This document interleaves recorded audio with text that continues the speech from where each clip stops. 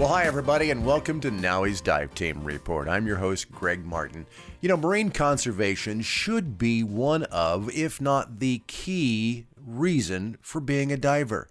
Even a weekend or vacation diver needs to be aware that their actions can have lasting impacts on the underwater environment.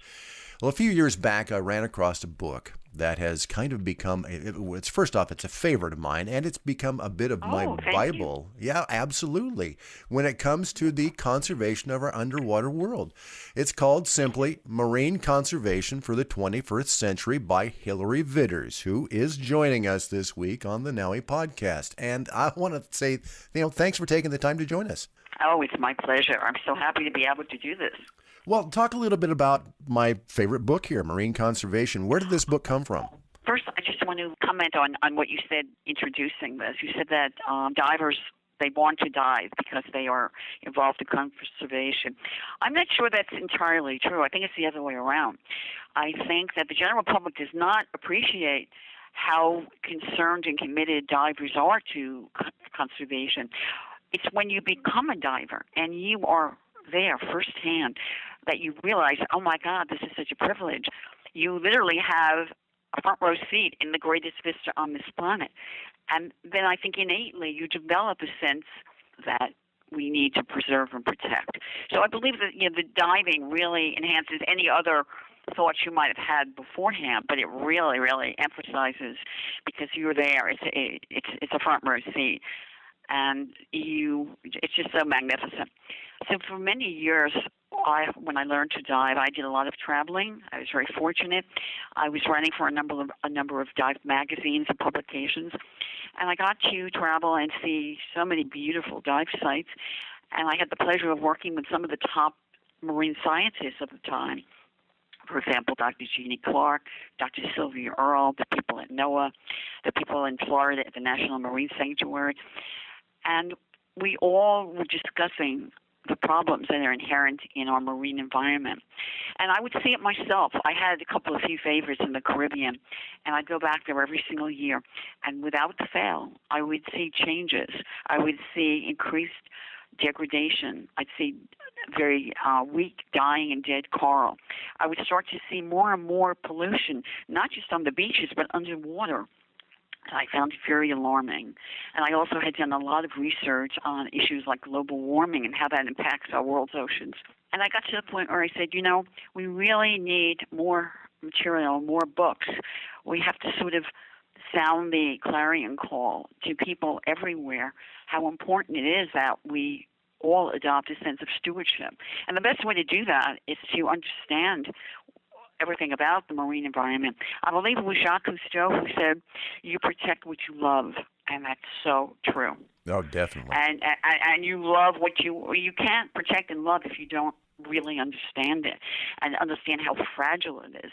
And so the book came about, and I received a lot of support, a lot of acknowledgement. I was just so pleased. It's just been an ongoing love of mine. What drove you to that love? I mean, what drove you to become a diver and become part of this incredible world? That's a very amusing story, and I chuckle when I think back. I've been diving for 40 years, and it coincided with my honeymoon, which was 40 years ago. I'll be married 40 years in August to a fabulous man. And we were on our honeymoon in Hawaii, in Maui. And one day my husband Richard said to me, the water is so beautiful. I think I'm going to take a little dive lesson. Why don't you go shopping? And I said, shopping? Hell no. I'm going with you. And he said, and he's not macho at all. He said, honey, I don't think women do this. And without blinking an eyelash, I said, well, this one's going to. So make way. And of course, we had an orientation in the pool where nothing fit me because it was a man's sport back then in the 70s. Everything was black rubber. The mask was way too big. It kept flooding. The wetsuit was several sizes too large. And still, I persevered. I said, I'm still going to do this. The moment I got in that water and started swimming around, I said, oh, my God, I'm home. This is what I want to do with my life. And it just soared from then on. I took as many courses as I could. I eventually became an instructor. I went beyond being an instructor because of the safety issues. I took many courses in emergency dive accident management, which I subsequently taught. I took an EMS course. I took courses in hyperbarics, and I worked at a chamber. Anything and everything that I can learn, I just sopped it up and loved every minute of it. Now, you were one of the founders of the Women's Divers Hall of Fame. What was the importance of creating that for you? And I also helped found our scholarship program, which is like the gem of the ocean, literally. The Women Divers Hall of Fame was something I had in my mind for many years. When I started diving, as you can imagine, there were not many women diving. It was kind of the old boys club, and women were not invited to the party. When you think about it, it's understandable because sport diving is really an offshoot of military diving. I know we know women divers in the Navy, at the onset. And so when sport diving evolved, it was really a sport for young, very physically fit males. Women were sort of like, what is she doing here? And so it was very difficult. And part of me always said, this has got to change. There's no reason why a woman cannot be strong, a really good hardcore athlete, a good diver, brainy, and be glamorous if she wants to. And that's what really was the driving force for the Women Divers Hall of Fame. This year alone, in 2016, we awarded 42 scholarships and training grants. We gave out, just this year alone, over $62,500. And not just to women, to men as well. This is not just a girl thing. We want to make an impact on the entire diving community. Now that you talk about the present, what continues? I know you mentioned to me earlier this week when we were setting this up that you were in the process of still writing. Are you continuing to write? What new projects do you have? Absolutely. Absolutely. What are we working on? Well, one of the most exciting things I'm doing right now, I am actually working with a number of very well-known diving doctors about the potential effects of marijuana use on divers. I don't know if you're aware of it, but this July, the DEA is meeting and very possibly will lift the ban on marijuana as a Schedule I drug, which means that there are going to be a lot of people, including divers, who will be using marijuana. And we have absolutely no safety guidelines whatsoever. We don't know if it will exacerbate the effects of nitrogen narcosis, how it will affect. We know something about the effects of marijuana, but not under pressure.